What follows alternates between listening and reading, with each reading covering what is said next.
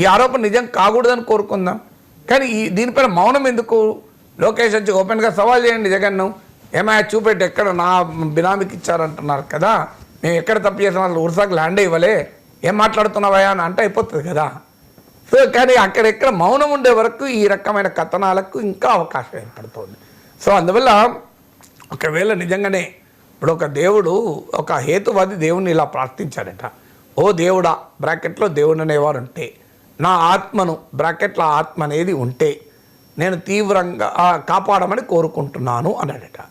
So నేను కూడా ఏమన్నదంటే, ఊర్సా clusters అనే కంపెనీ బ్రాకెట్లో ఇది ఊరు పేరు లేని కంపెనీ అయితే దీనికి భూ కేటాయింపులు బ్రాకెట్లో కేటాయింపులు జరిగి ఉంటే దాన్ని లోకేష్ సన్నిహితుల బినామీ కంపెనీలకు ఇచ్చారన్న ఆరోపణ బ్రాకెట్లో నిజమైతే దీన్ని వెంటనే ఆపండి అని చెప్తాను.